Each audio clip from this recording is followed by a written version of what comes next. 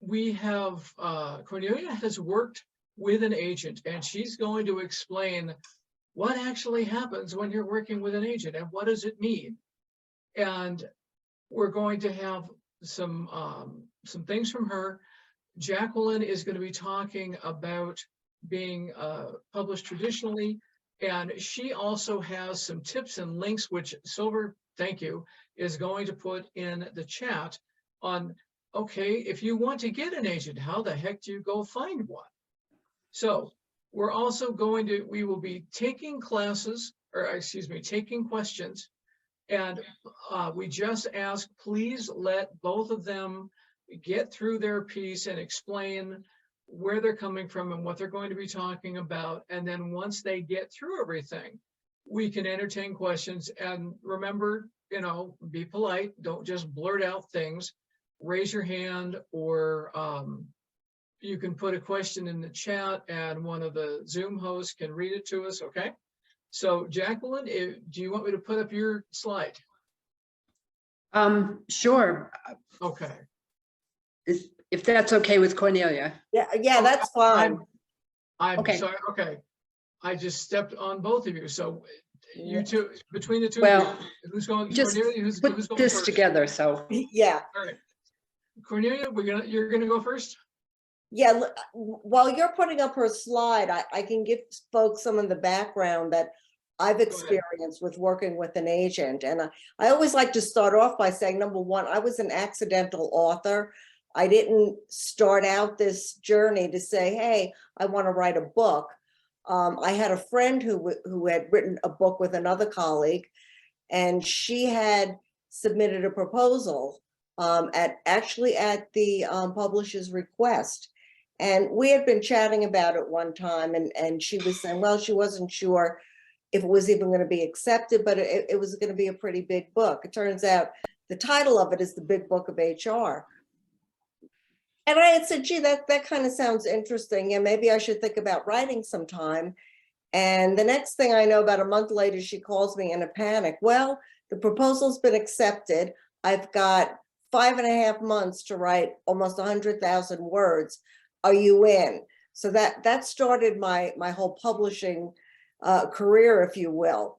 Along the way, because I was so naive, a few weeks into this, and I'm busily writing away, I get a voicemail message from this woman who says, hi, I'm Marilyn Allen, and when you get a chance, give me a call. I need your social security number. And I was like, what? Who is this woman? Why do you need my social security number? So I called Barbara, and she said, oh, that's our agent. And I went, oh, we have an agent? You know, I had no idea how the whole process worked.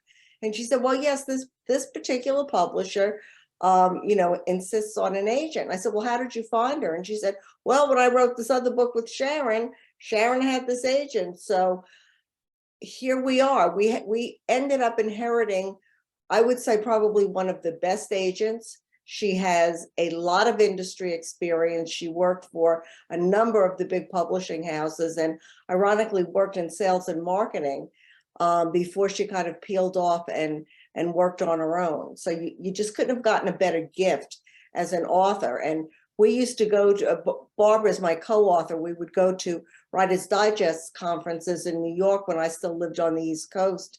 And we would watch these poor people standing in line doing their pitch slams with an agent. In fact, our agent was usually there and was one of them, so we'd have a chance to chat with her. But, you know, they would ask us like, well, did you do the pitch slam? And we'd kind of sheepishly say, well, we already have an agent. and you know, fortunately, we did not have to go through that, because it can be a very onerous process. And I know Jackie's going to talk a little bit more about that. But, you know, people have asked us, well, exactly, you know, what is it that the agent does? And, you know, your agent is really your representative. They're that intermediary between an author and the potential publisher. They, in a traditional setting, well, if you're writing nonfiction, which is where I've had most of my experience, you'll develop a proposal presented to the agent, and they'll kind of help you to flush it out and say, yeah, this is good, change that. and let you know whether or not they think you've got a viable book there to go ahead and present it to a publisher. If you approach them with a manuscript or an idea, they're often going to shop it around to a number of different publishers that they work with and that they know. But recognize that, you know, somebody had asked me one time, well, doesn't a publisher take like 15%? And why would you want to give that up? And I said, well, again, because they represent you and they know the industry. They know who the players are. They know how to talk to some of the editors in the different publishing houses. And in fact, they've developed a lot of their own relationships with them. So it's a lot easier for them to get in and to ask questions. They know how to read a contract, and they know what some of the standard clauses are. What are some things you've got to look out for? They will negotiate portions of the contract with you. They can help in getting you a larger advance in the beginning. And all of that really helps, because you'd kind of be lost if you didn't know all the nuances of the agency and have these relationships. They're going to pitch those strong books. They're also the gatekeepers. If you're having problems communicating with a publisher, they're the ones that can go and really get in there and, you know, try to get an answer. We have this one editor at our publisher, and we have found out, you know, he's just notorious for not responding to people. You will send him an email and you'll wait for weeks and weeks and weeks, and you're sitting there, come on, Michael, we need an answer to this. And sometimes out of exasperation, we'll send her an email or we'll call her, and she'll be able to kind of rock the boat a little bit and get an answer for him. So, you know, again, it's having that relationship with these folks, because we've never met a lot of the people and, you know, that actually work for the publishing house. So they can kind of help you there and make some inroads, or even tell you, you know, there have been times we've said, okay, can we bounce a couple of these ideas off of you, because we're not sure if this is something we should raise with the publisher or not. They're also going to work in your best interest. As I said, they're your representatives. So they're the ones that are going in there and doing a lot of the heavy lifting for you. But they also provide a lot of guidance. And the most wonderful thing that we found with our agent is that because of her experience with the industry, when we're getting ready to do a book launch, she always insists that we have a marketing discussion with the publisher to find out what is it that they're planning to do, you know, what are the things that we're going to have on our plate. She'll also ask questions, you know, she'll ask about things that we would have never ever thought to have asked about. So she has really gotten the push in a lot of places to say, have you considered doing this for them? You know, will you be doing this? You know, if not, what can you be doing in place of that? So it's just very beneficial. And like I said, we're just very, very fortunate to have such an excellent agent who really knows the industry and keeps us advised. I mean, she's always sending us, you know, like links to webinars that she's listened to or articles so that we can stay apprised. I've learned so much about the publishing industry from her. Oh. Jackie, is she on? All right, Jackie. Hello. All right, let me get yours up. Okay. So everyone should be able to see Jackie's material here. Let me get this out of the way. Okay. All right, Jackie, take it away. All right. Well, I got into the publishing of books and poetry back in the early 2000s. I was part of a writers' conference, and I decided that I would this was when self-publishing was very, very new, that I would self-publish the work of the participants. And so I published 2 books through a print-on-demand company called Summer Home Review. And in the years up until 2011, I kind of helped other people to get published, and I worked on my own poetry. And in 2011, I was ready to publish my own work. I had to publish a poetry manuscript, which I called The History of Bearing Children. And I had to do what anybody who hasn't been published has to do even today. Where do you have your book of poems published? So I started reading magazines and journals, looking for any place that published poetry manuscripts.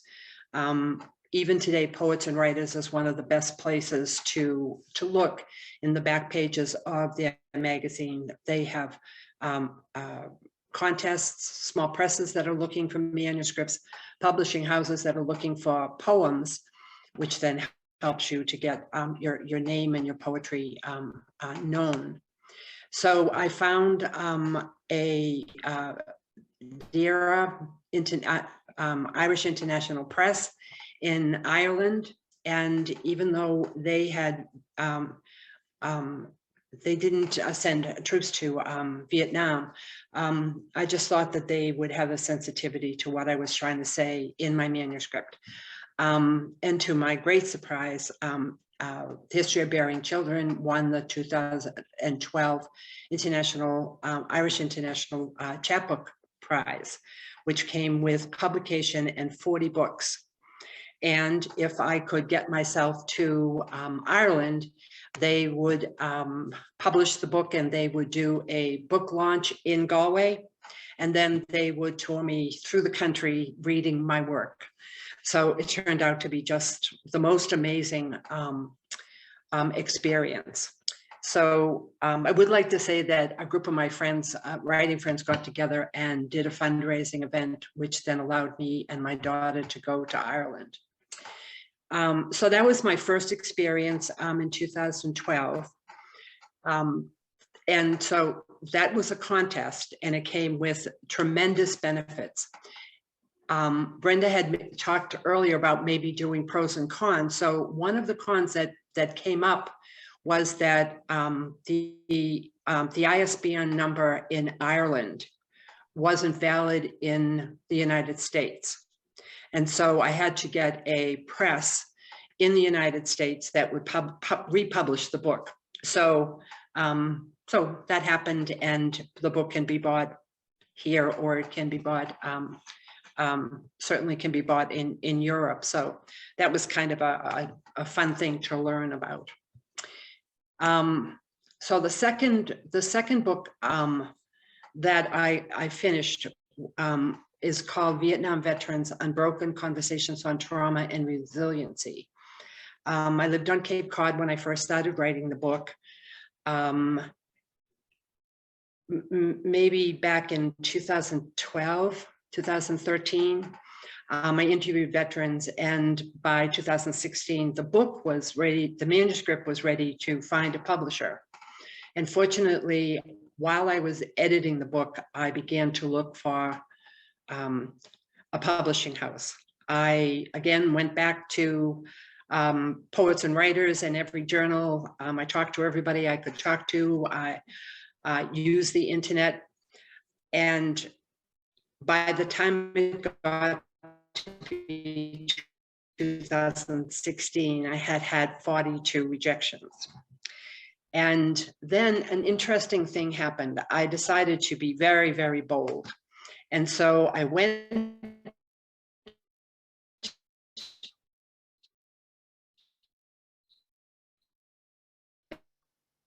back into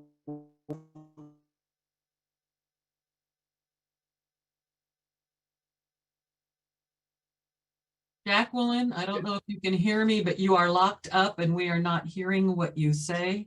We lost you at the point where you said, and then you decided to be very bold. You might try turning off your camera and seeing if that helps the audio.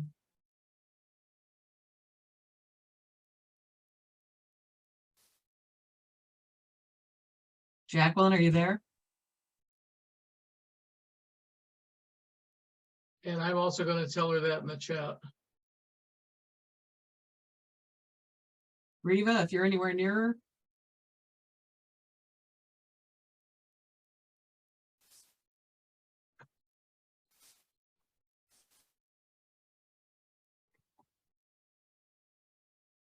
Okay, she will check.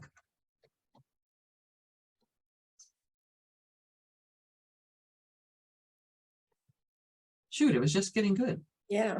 Yeah, and she's dropped off completely, so I'm looking for her to come back in. Okay. So is she come back? So somebody was asking me about my computer program problems. Is it making ugly? See, I'm gonna have to log off because mine just locked up also, Brenda. It's But gone. then go ahead and we'll let you back in.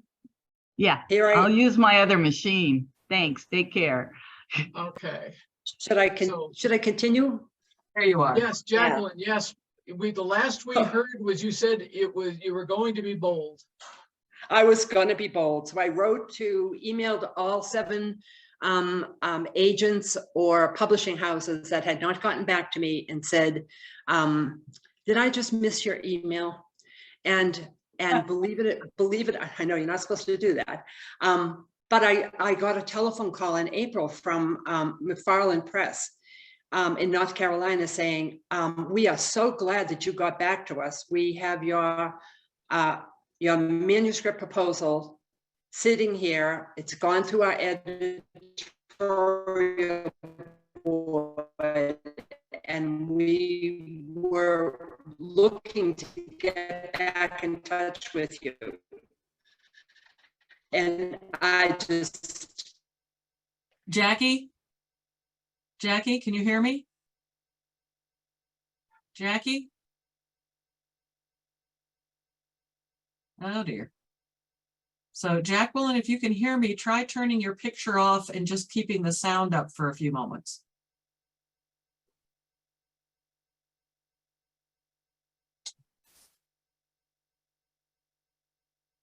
Ah, Yeah, she's spotty. Yep. Rose, do you want me to see if I can, I think I can stop her video as the host. Do you want me to try that? yeah, maybe that'll work. Yeah.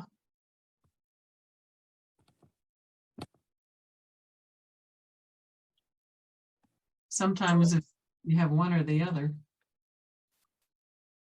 So, and for everyone who's watching this is part of the trials and tribulations of having Zoom. But if we didn't have this, we wouldn't be having this conversation at all tonight. So thank you for hanging on while here comes Hi. Jackie again. All right. I'm back. I think I'll keep my picture off if that will be all right. I think that might be part of the issue. Yep, please do.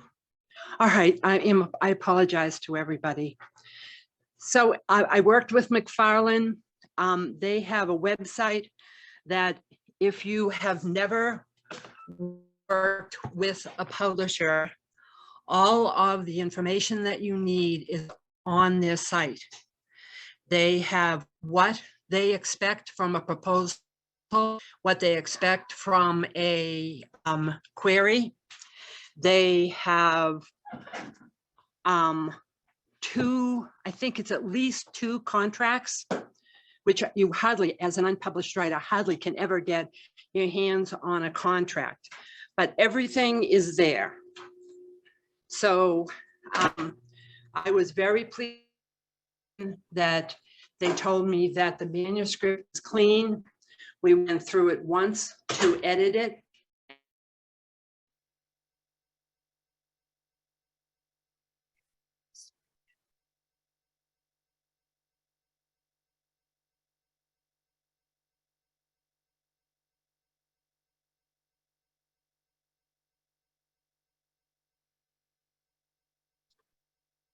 Okay, and she's not showing up on the participant log. Are you back, Jacqueline? Okay. Brenda, scroll down, and because she has that that one page down a little bit further that has some of the Yep. resources in it. All Yes. right. Yeah. Scroll up just a little bit.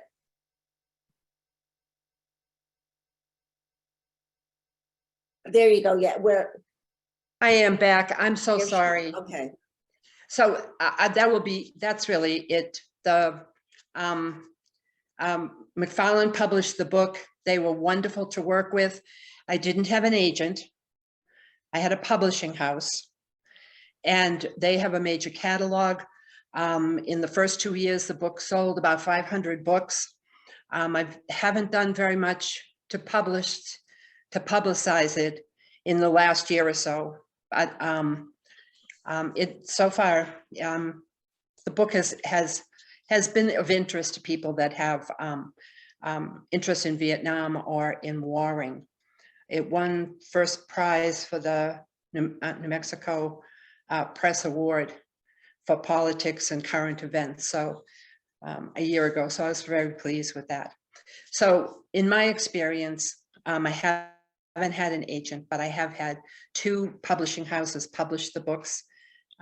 It's great to have somebody that does a lot of the publicity and that you can contact if you have questions about book tours or readings or getting books into libraries. It's helpful to have a partner. All And right. Jacqueline shared, and it's further down on what Brenda has up, some articles, mainly from Writer's Digest, on how to go about the process of finding an agent if you need one. I mean, Writer's Digest is like a wealth of information. It's worth, I think it's like $20 a year. And I think anybody who's writing should have a subscription to it. And you can also access their website. They've got a lot of information on there about, doing that search for an agent, because it can be very, very daunting. And I know my agent, if people have approached me, if they're working, in writing similar kinds of books in the business field, we've reached out to her and said, would you take a phone call from somebody? They've got some questions, and if this is a match for you, that may be a good opportunity for both of them. And of course, she's always said to us, if we ever wanted to, go off and write in a whole different genre and something that she didn't really represent, she knows everybody in the industry, so she would help us to find another agent to represent us on those projects. Okay, and right up here is what Cornelia was just referencing. WritersDigest.com and nonfiction literary agents open to submissions. And Right. I thought maybe we would want to talk a little bit about why have an agent. If you can get a small press to publish your book, or if you can self-publish it, if you can go with a small self-publishing company versus KDP and Amazon, why get an agent? So if that's up, Brenda, if you can put down, I did a link, okay, to Jane Friedman. If you don't know who she is, there it is, right here. as soon as we're finished, should go to her webpage. She is just a wealth of information, and she gives it freely. So you can read this. I can read it, assuming my internet stays on. In today's market, probably 80% of the books published by New York houses get sold by literary agents. So that's an interesting statistic. Agents are experts in the publishing industry and represent the interests of their author clients. They have inside contracts with specific publishers and know which editors are most likely to buy a particular work. Also helpful if you're writing memoir, if you're writing about your trip to Africa, if you're writing about how to sew buttons on a shirt. All of those are different niches. And an agent can specifically say, this is what I do. These are the houses that I work with. Let me see, it goes on. Perhaps most important, agents can secure the best possible book deal for you. Negotiate a fair contract, protect your rights, ensure you are paid accurately and fairly, and run interference when necessary between you and the publisher. The best agents are career-long advisors and managers. So then, you can read this. I get asked this question all the time. I don't have to pay somebody to be my agent. Well, in fact, agents get 15% commission, and you need to know that up front. It goes on to say it depends on what you're selling. If you want to be published by one of the major New York houses, then you need to have an agent. So what I have down a little bit further, I think is important, because getting an agent is, I think, as much of a job as writing the book. You have to research, you have to investigate. You can go to Google and you can put in agents that are representing novels or nonfiction books or whatever, but that's just the beginning of the work. There are the links that are up here are some of the pages. I'm presently searching for an agent for a nonfiction book, and some of it used to be the Writer's Digest Query Manager and Query Tracker was one of the best places to go. There's a guide. Just put in that you want nonfiction, you want an agent, you want somebody in New York, you want somebody that is looking for manuscripts right now, you want somebody that wants just, I'm just going to throw something in, something about horses. So you just check off all those boxes and then you put search, and the database will come up with the agents who specifically right now that are open to manuscripts. They're looking for things now. And Query Manager and Query Tracker used to be the main ones, but there's now another one that I'm finding very helpful, and it's called Manuscript Wish List. Doesn't have the database the way the Query Tracker and Query Manager do, but it's really quite good. And you can, again, you can put in your search criteria and a specific children's books with illustrations. You can put that in and you will get the top, how many of us, sometimes you only get 2 that want specifically that are, and you want somebody that's open for doing it right this minute. So and those are just 2 you can put into Google agents, but that's the beginning of the work. Because then you have to be sure, for instance, I'm only interested in agents out of New York. So I have to look up their agency and see where it is. I need to look the books up and see that usually the agent will say, I represented, these 5 books. But if their 5 books are on horses and my book is on traveling the world, then that's not going to help me. So you have to keep narrowing down the search, and then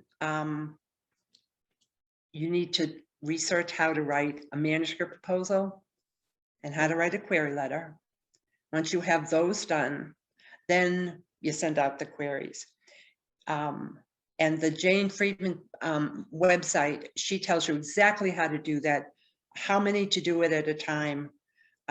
Some agents will tell you on their page, and you need to look up each individual agent and find out what they say that they want. Manuscript wish list is wonderful about that. And then you need to have a query and send the query out. Queries, if you haven't written a query, Jane Friedman tells you exactly how to do that. 3 paragraphs, 1 page. Takes months sometimes to write a query. And then you send that out. Can you send 1? Can you send 10? And most agents will tell you they don't particularly want queries going out to anybody else but them.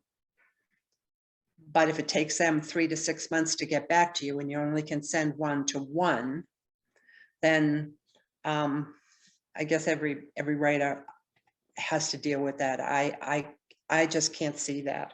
So I do them five agents at a time, but they have the right not to get back to you at all.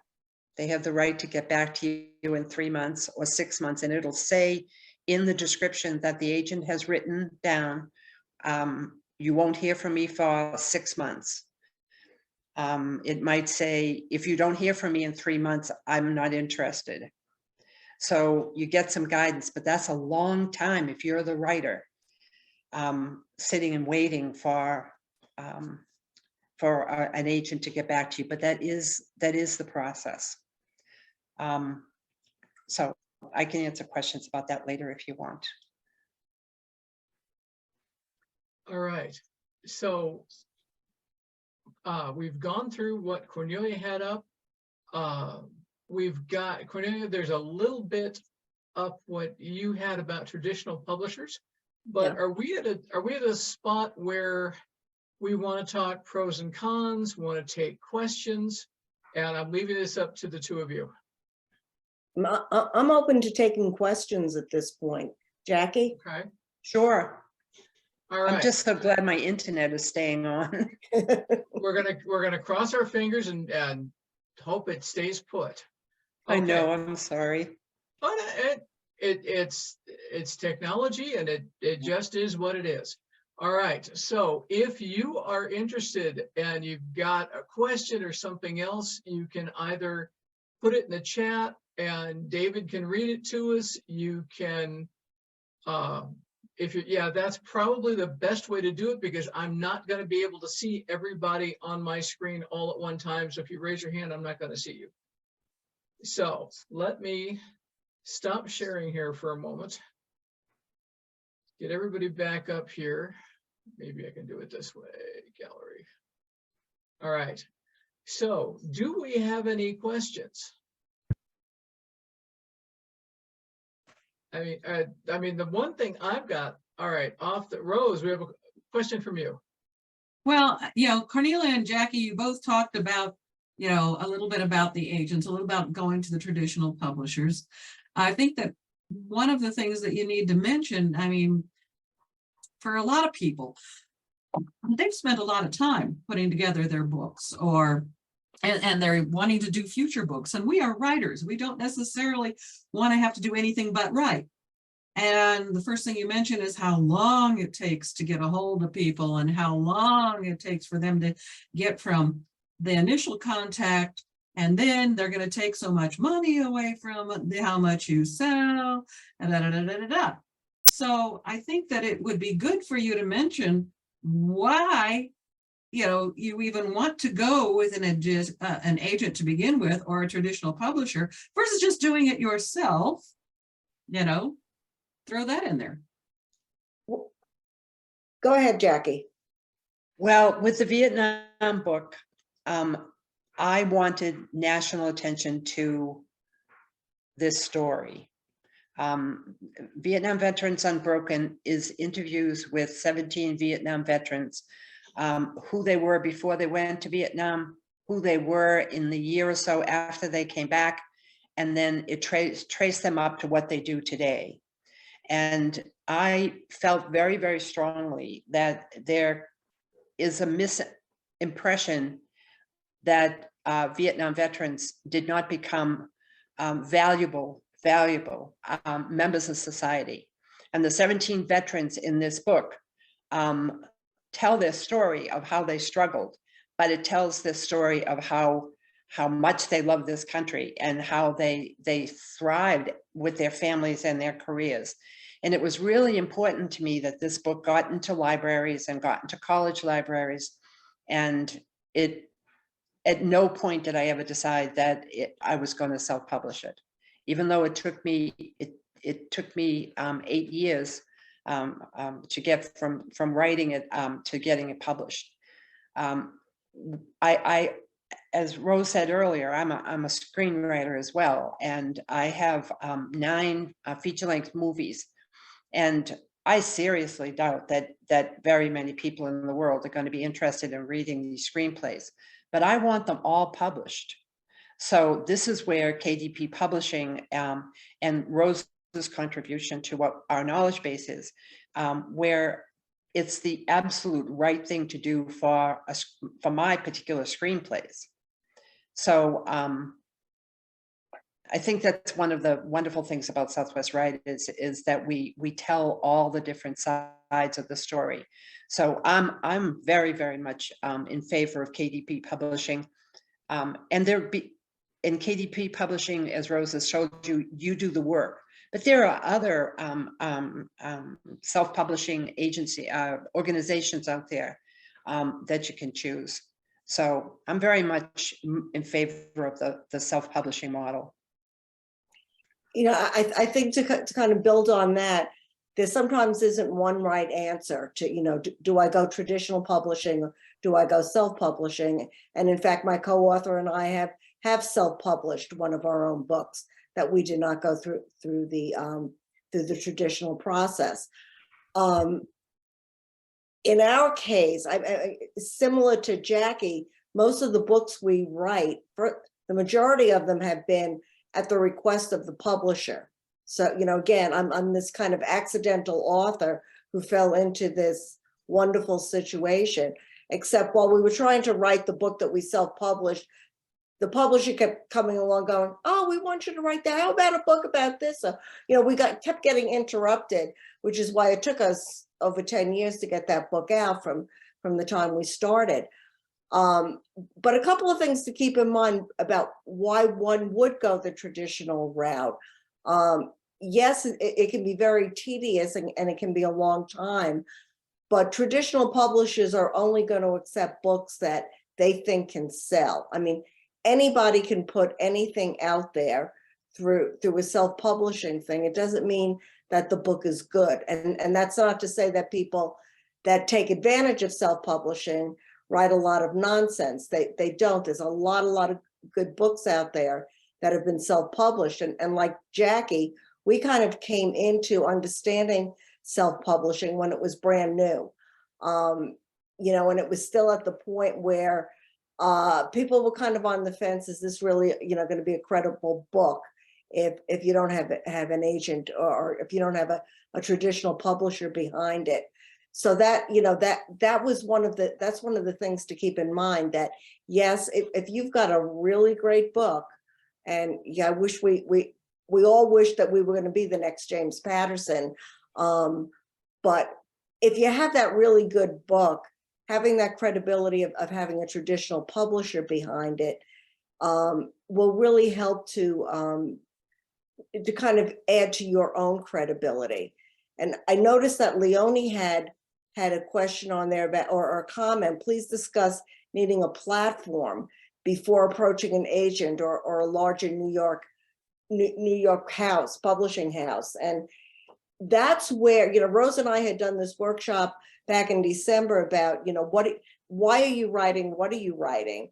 And having your platform built. If you have written short stories, if you have written articles, if you have written for pieces for the industry that you've worked in, or for the profession that you've worked in, all of that adds to your credibility of, first of all, being a writer, being able to put something out there.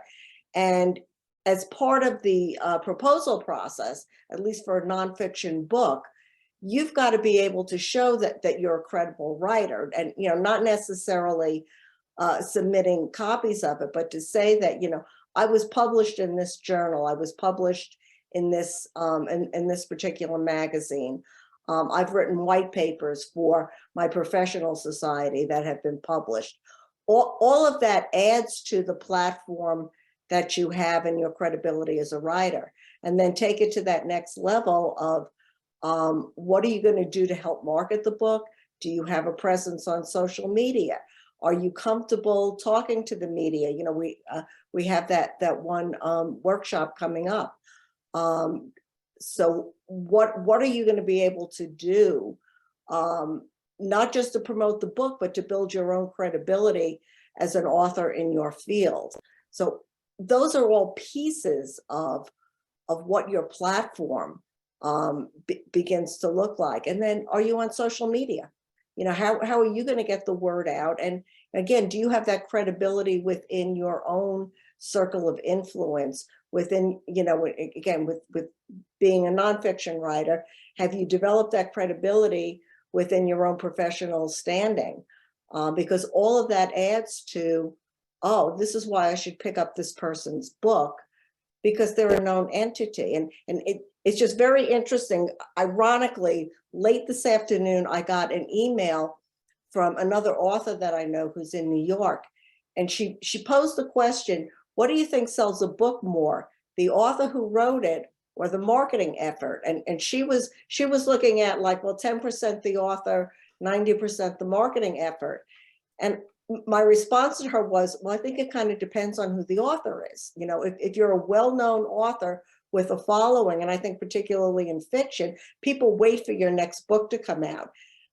They've done all the heavy lifting early in their career. They have established themselves as a best-selling author. So they, you know, it's like, oh, you know, David Baldacci has a new book out. In fact, I have a friend, she sits there and waits every time he has a new book out. She's there buying it. For a first-time author, it's probably that 90% of marketing, because you're not known as an author. You haven't established that credibility yet. And then if you're somewhere, because I said to her, Anne-Marie, for people like us that are somewhere in the middle, I'd like to think that we at least have some name recognition. So maybe it's like 25% of who the author is, and then another 75% of your marketing. But all of that kind of folds into what your platform is and how you get the word out there. And if I could join that particular discussion for a moment. One of the things that a lot of you that are in here that are brand new, you think, oh, self-publishing is the way to go because I can get it out quick. Well, if you're self-publishing, you're doing everything up front. You're responsible for the quality of the work. You're responsible for the art. You're responsible for the formatting, all those little itty bitty things. You're responsible for all the marketing. And yeah, you're going to get all the royalties once you've started putting it out there. But okay, how does the world even know you exist?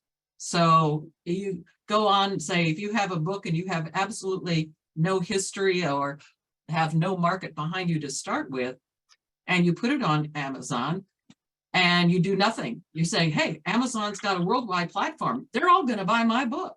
Well, why in the world would they even know it's there? They have to ask they have to ask Amazon for you or for your book. They have to know who you are.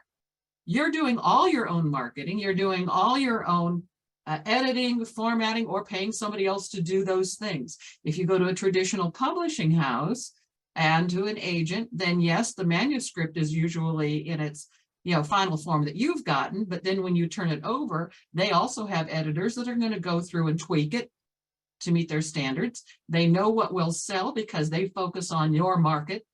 And they're going to automatically have a whole team of people and marketers that are selling the book.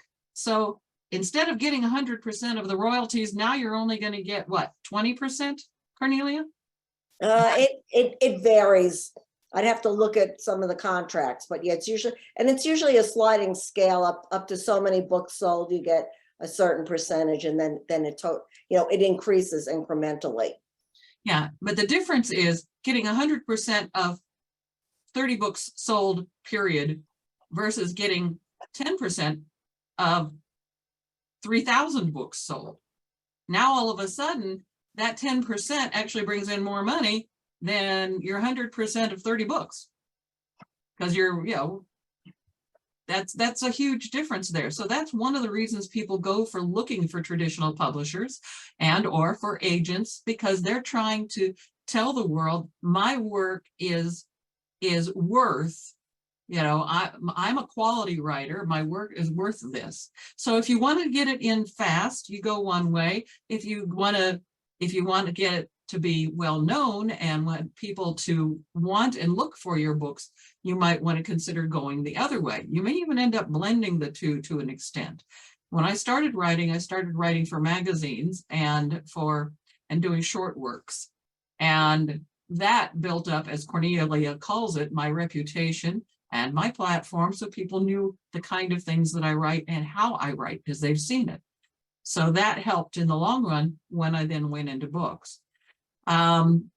So that's one of the big questions. And I have some people that will give me, because now I help people who do want to self-publish.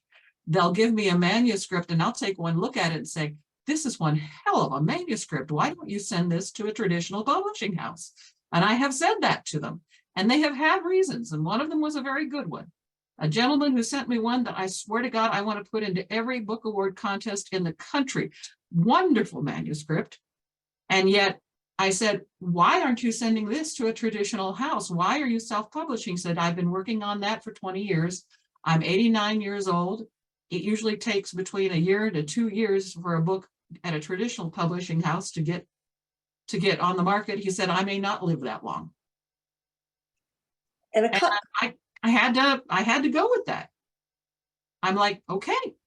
And he is totally happy with how it turned out. And he has been getting some sales, not as many as if he'd done it, sent that way instead of doing it himself. And he's not really doing any marketing, but he's happy. And that's really what I have said all along is, why are you writing? Are you writing to make yourself happy? And what is it that makes you happy about publishing your work? So, yeah, and a couple of other things when you work with a traditional publisher, and trust me, I'm not saying that it's a walk in the park. I mean, we have had so many frustrations with it. But our latest book that's coming out in about a week and a half, I'll have to hold it up, The Decisive Manager. The publisher has already sold audio rights to this for $4,000, and we will get a percentage of that applied to the royalties or to the advance that we've already been paid. The other thing the publisher did for us, and I'm going to give you 2 examples of one of our books, and this is the coolest thing. And it's so cool to, again, just to be able to say it, it would have never happened if these books had been self-published. The Manager's Answer book, which was put out, I think in 2019, it came out 2018, 2019. It's been translated into both traditional Chinese and simplified Chinese. And we had another book that was translated into Vietnamese, and another one that was translated into Arabic. Now, you know how cool it is to pick up, you can't read barely a word of it, but go, hey, look at this. Somebody over in Taiwan can pick up my book and read it in their native language. So it's just, it's some of that, again, it's like, what's the joy that it's bringing you? Would have never thought that anything like this would have happened when we started on our journey. And it was like, how cool is this, that something like this is happening? So there's no one right answer. And, one of the things we were chatting about earlier, and I think Brenda brought this up, when you talk about why are you writing, sometimes people just want to get that book out. They want to write a memoir. So it's available for their family and they know where to go and get it. And they're not necessarily interested in having the world know about it. But hey, they're still a published author, even if they're published on one of the self-publishing platforms. And not everybody can say they do, they've done that. A lot of people say they have a book in them, but they're never going to get it out. Mhm. Well, All right. I'd like to just add to that as well, that many of us aren't 20 years old anymore. And if you have novels, memoir, short stories, whatever, poetry, sitting in your computer, that's going to sit there after you pass, using the KDP self-publishing option is a wonderful way to get that those stories and those books and whatever you've been writing that nobody has ever seen. It's a wonderful way to get that published. Maybe nobody will buy it, as I'm saying, probably wouldn't happen with my screenplays, but your family will be able to see what you have done. And there's always the chance that that somebody will see it and will want to publish it, for instance, the screenplays. So I think that the ability to use KDP and to self-publish your work, I think it's really important. And we're going to have a workshop coming up on wills and trusts.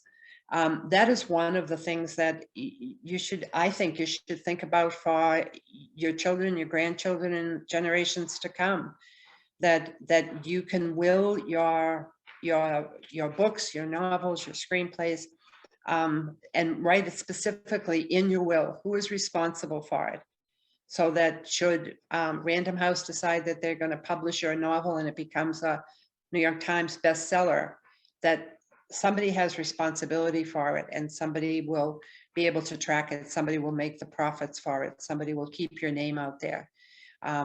So I think that the KDP self-publishing is just a wonderful option. And I'm going to throw a little thing in with this one. My 86-year-old aunt died a couple of years back, and she was professional, worked with doing all kinds of stuff with the census and numerical data sets and all kinds of stuff like this. You would never, ever have thought she was a writer.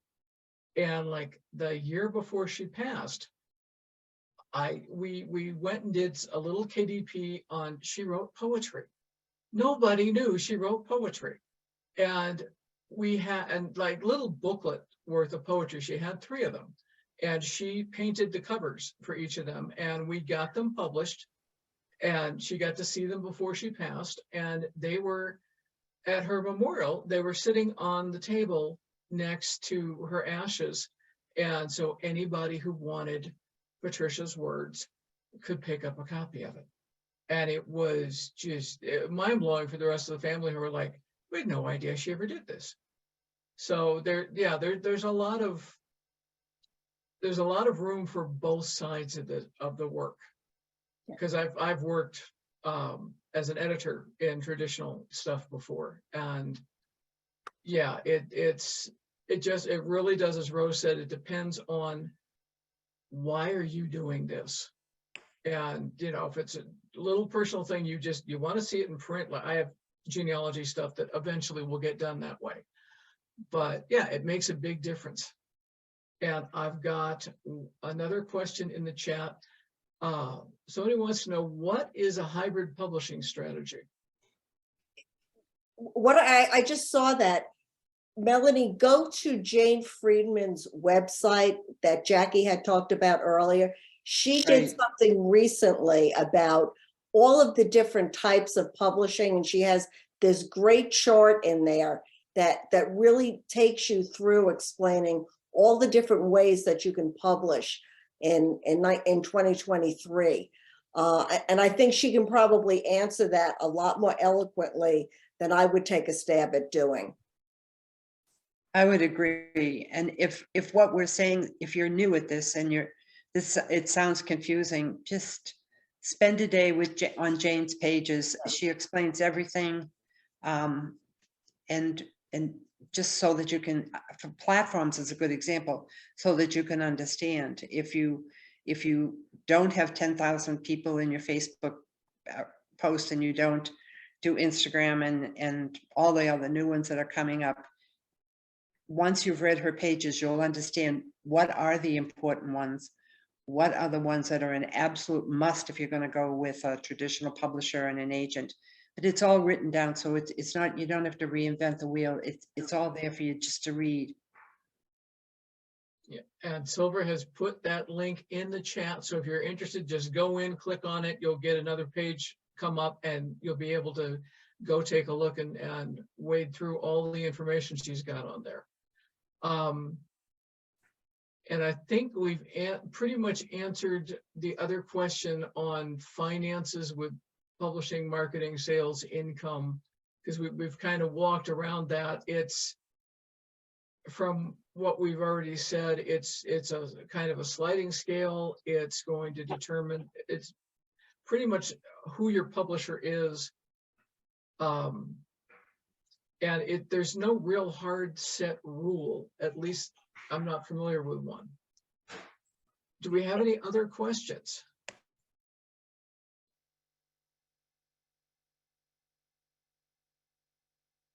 All right, I've got one. Would you, all right. If you could not use like Cornelia, if you couldn't use the agent you've got now, Mhm. would you go through, if you suddenly wrote a fiction novel? I know Mhm. and your agent couldn't possibly do that. Would you go through looking for an agent, or would you self-publish? Good question. And kind of wrapping in everything we said. Yeah, I think I would be in the position, and this is me personally. If my agent didn't work in that area, she could probably send me over to somebody that could. She'd probably also take a look at the book. So I would be fortunate in being able to shortcut it. But also, when you go back to, what we said earlier, when you're not getting any younger, it's like, do I want to spend all of this time and maybe not even be around to see the book in print? When we decided to self-publish our other book, it's kind of a series of short stories that are all interrelated. It's not fiction, but it's creative nonfiction. And it was something we did not want to take to the publisher because we really thought that they were going to screw it up, to be quite honest. We had something very specific in mind, and wasn't really sure that it fit their mold. Our agent at one point had said, well, let me see the manuscript when it's done.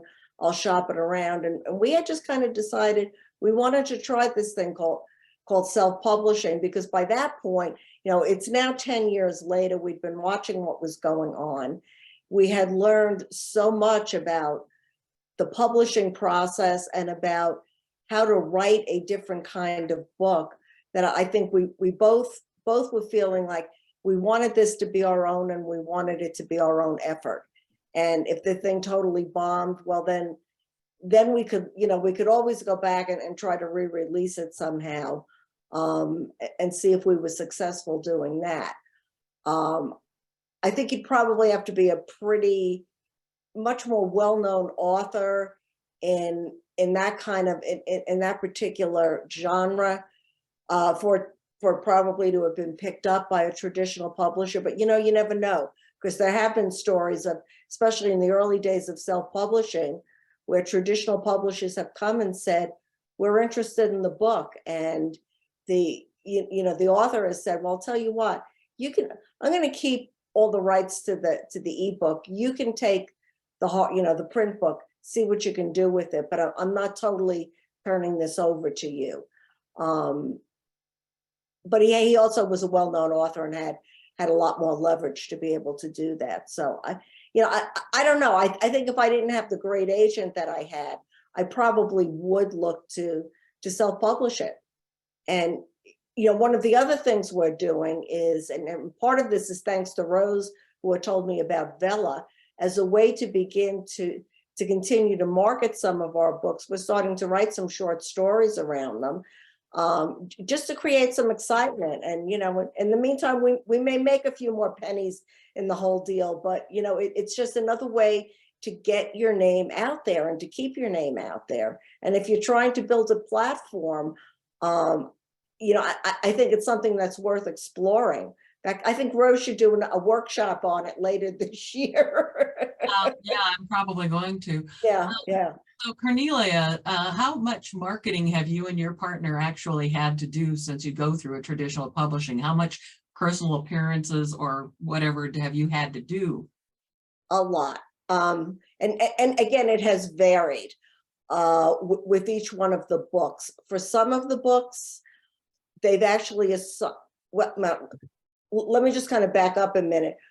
The publisher that we work with was originally a standalone, mid-size, but yet independent publisher. They had provided us in the past with, when the books were launched, with a publicist who helped us to get, both print media and airtime. and we've had some success being in some very, being interviewed on the radio in some very large markets around the country, major metropolitan areas. But you usually only have that support for a couple of months. I think, the most has been 60 days, and anything that spills over. The rest of it, we're pretty much on our own. So we've done a lot. And fortunately, we work in a field where there's a lot of people who do podcasts. So we've been able to connect with a lot of podcasters and continue the work that way. We've been invited to write articles and have gone back into some of these venues. And of course, now, especially in the business writing, there are so many online platforms that we have gotten our names into some of those platforms and have been able to write articles for a number of them, which just helps with, doesn't directly sell the book, but it certainly helps to market yourself and then your books along with it. And then we do a lot on social media, and we're very active, particularly on LinkedIn, because that's where our audience is.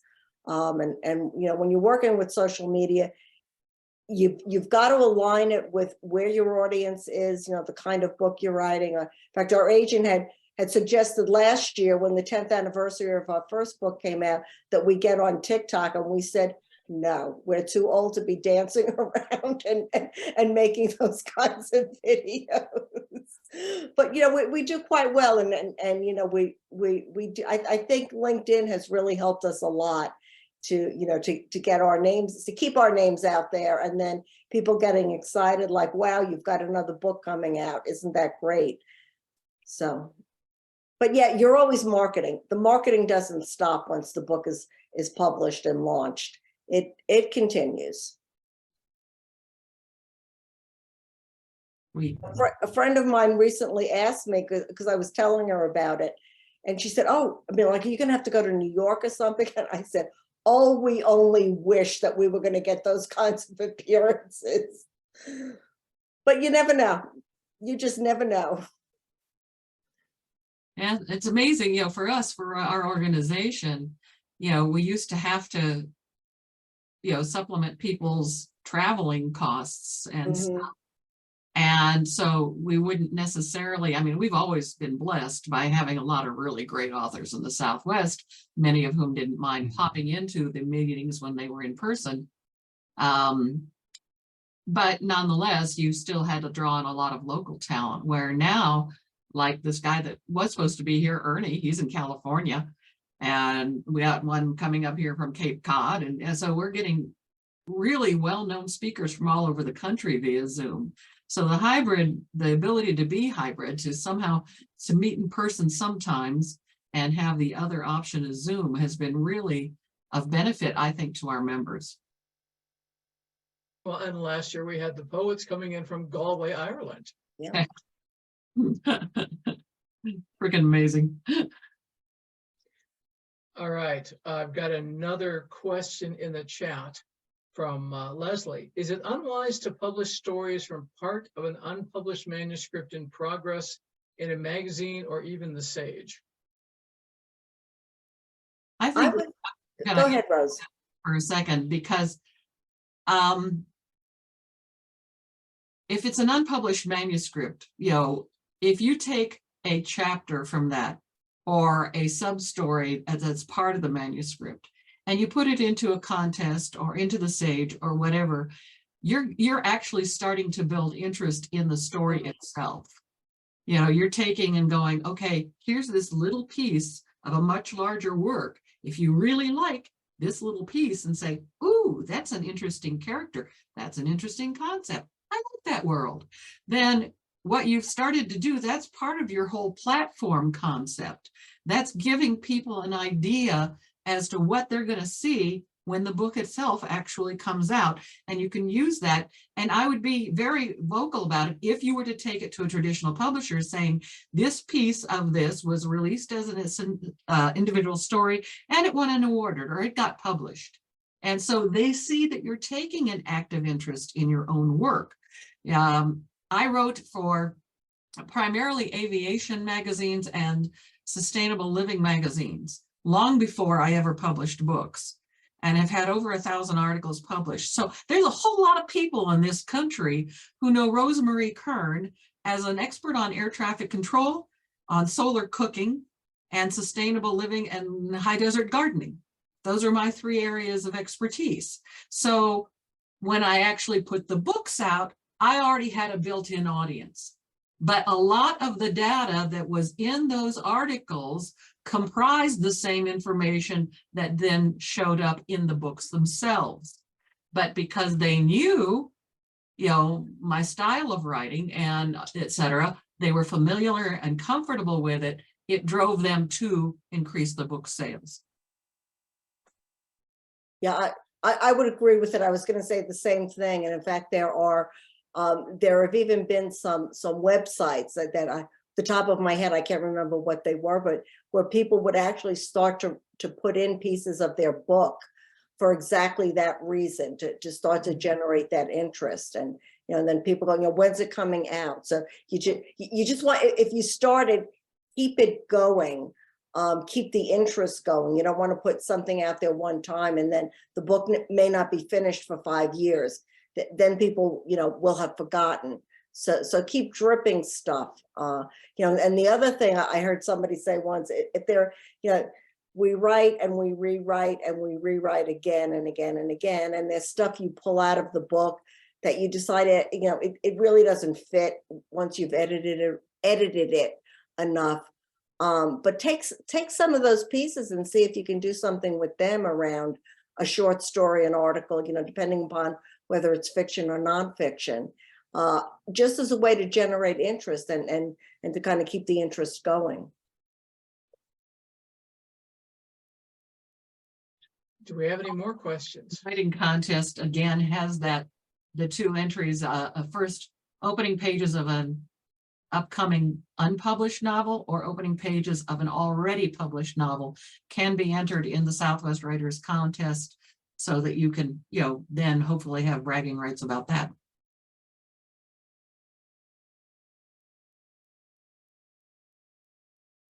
All right, do we have any other questions? As I don't see anything in the chat. Okay. Normally we go from here and have the extra half hour, but we've kind of been talking about a lot of different things. Is anybody interested in staying behind on this Zoom and asking other questions?